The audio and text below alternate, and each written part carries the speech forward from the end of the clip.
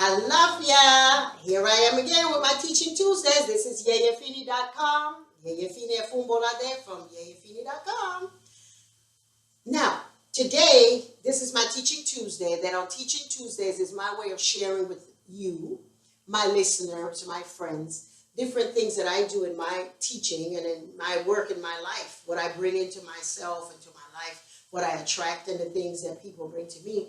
And you know, if you know me, anything I know, I'm ready to share because I feel that the universe is abundant and I may just be one of the vehicles for your abundance. And so today, what I'm going to do is show you some of the ways and the skills that I have learned over the years. Now, some of my students have been asking me when they first get interested in African wisdom teaching, how do you harness Elegba? Do you go to a botanica and buy one of the little figurines and put it by your door? Or do you have to hurry up and get an Elegba from a godparent? Do you have to Google godparents.com and find someone to take care of you? And my thing is, whatever it is that you want in life, you affirm it, that it's coming, and it will attract you, and it will come to you. And so don't rush yourself into trying to find a godparent or someone to spiritually guide you and help you. Just do what you do. Be yourself, develop your character, be as good to others as you would want them to be good to you. And so back to the class. The class of this Teaching Tuesday is how to set up an Elegba shrine or an Esu shrine. Now, had we been living in traditional Africa, we would have an Esu that's outside at the front of the compound that would have started with a rock, and over the years of building it, the entire compound would be bringing offerings, and then it would be building, and it would be as tall as maybe as big as this. It could be, I've seen them bigger than that, huge. And it's just a conglomeration of all of the ebos, all of the rituals, all of the things that we've asked Eshu. Now, in bringing African traditional spiritual practices into a urban situation, our great ancestors that were taught me back in the 60s how to set up an Elegba and why we brought Elegba indoor, because if we live in on the 37th floor in New York, in Harlem, you could not be able to set up, go outside on Amsterdam Avenue and set up a big Eshu shrine. That would not go. Coding, zoning, all of the other stuff. So our wise ancestors says, why don't we do it at the door and make this shrine something that's comparative to what we would have traditionally in Africa. So our ancestors then brought all of the elements, their wisdom brought all of the elements together and made it and compacted into the stone that we see today known as Elegua or Elegba. So today what we're going to do is what was taught to me years and years ago. As I said, I've been in this since Jesus was a boy. And so the first thing that I was told, and it works, and I've directed my students to do, because it's very important that you recognize that your path to your spiritual practice is not that initiation is over there and you need to run to it. It's about a process. And remember, everybody was not born to be a priest. Everybody's destiny is not to be a priest. Now, we see that today, but a lot of people wanting extra ashe and new empowerment, and it makes sense. But in terms of trying to run to it because you see the things that people are doing now to help others, that may not be your path. Your path may be the best astrophysicist in the world, or the best artist, or the best writer. And so that may help you, ashe or initiation may help you, but don't let that be the catalyst for what it is that you want to do. So that's very, very important. Also, now, because I've had people that says, oh, I know I'm destined to be a priest. I want to be a priest. Well, if that's not your Odu, that's not your faith, your path, then sometimes you're asking for more than what you came on earth to do, to support. Now, so what I was told, and I'm going to share with you today, is that I was told to get a nice coconut. A coconut, get a nice coconut. I got a coconut with 3 eyes that looks like a little person. And then you put it on white cloth and on a white cloth on a plate. And I put it on the plate. And what I do with this is that I will come on Mondays,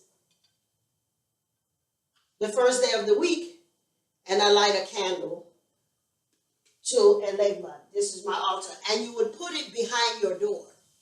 You can put it in the corner of your door. I'm putting it here because I'm doing an explanation and I wanted the door to be present. But you can put it behind your door. And someone told me that in the South, in Alabama and Mississippi and Louisiana and that, people used to have a rock that they kept to keep their door open. Hello. A lot of it was actually African practice. So, back to me.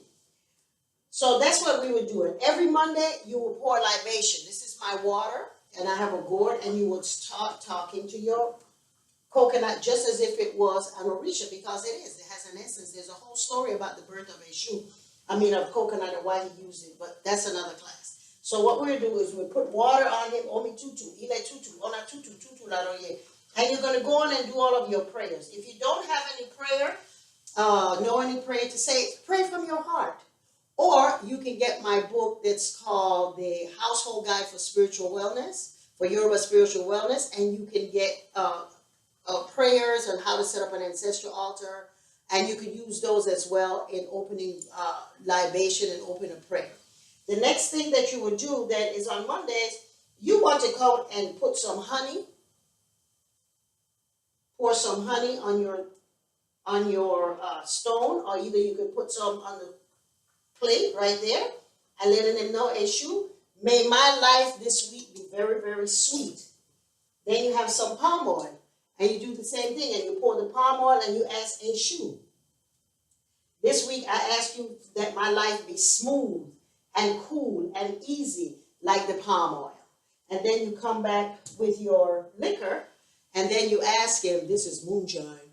And then, because he liked the hard stuff, right? And then you ask, Eshu, Elegba, just as liquor never spoils, the intentions of my heart for this week, may they not spoil. And you ask for that. And you pour that on him. And then, if you're getting brave, then you can also ask that may every drop of liquor that hits the floor, may that be a mark that I'm making to the world. And you can blow that on him if you're brave enough to take that hard stuff. Then, of course, you want to make your money. So you come to Eshu and you say, Eshu, this week I want to be abundant. I want to have wealth. Because wealth does not necessarily mean money, but money represents it in our Western understanding. As we got more involved in this faith, what I found was that this stick here that is called agarabato, or is from the guava tree, that you use it, and it is in the Lukumi system, it's used when you're summoning a legba, or when you see a frame of a legba or a picture of a legba, he's carrying this, which represents, excuse me, a legba who is at the crossroads. And so you want to have this as well. You don't have to have it, but if you want to, elaborate on it, then you can have your little Eshu stick. Now, this originally was told to me that you could tap on the floor and get his attention, or you could use yourself a more traditional shaker, which I happen to have here. And you're going to summon your Eshu, and you light your candle. And you sit there and you talk to Eshu for the things that you are grateful for last week and the things that you want to harness for this week. So this is the way that you would set up an Eshu. Why would you set up an Eshu or an Elegba altar? It's because you coming in and out of your door, in and out of different aspects of your life. Every week you're going out to start a new week, to work or to play or whatever it is that you're doing.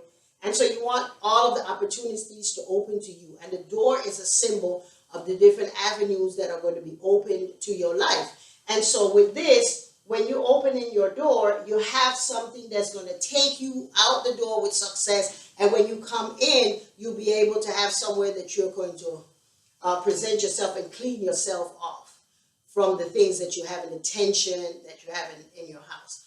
Also, one of the things in knowing why is it that you would have a shoe, you may be in a part of your life right now that you're trying to make a decision and you don't know which direction.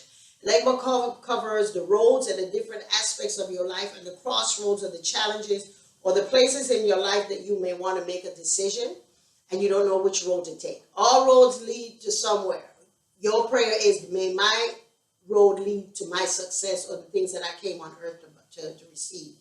Also, was asked, why is it that we see that when some people come into the house, they will take and shake to Esu. What it is that that's a signal of a happy dog, that your tail is wagging because you're very happy. And so today, my hope is that those of you who are on your way or getting involved or developing or being attracted to, or your spirit is calling you to know ancient African wisdom tradition, that you will be able to feel comfortable in welcoming the aspect of your life that is Esu, that is Mercury, that is communication, that is the door. And what was told to me and what I did when I lived in New York back in the day is whenever I did my ceremony, I would open my door 3 times and ask Esu, like, to come in with good things and go out with anything that doesn't serve my highest and best good. So for you today, Teaching Tuesday, my hope is that you would use this and share this with your family and your friends who are questioning, what are you doing, where are you going, and how can they get there with you? So Teaching Tuesday, thank you very much. How to set up a Esu Shrine. Thank you.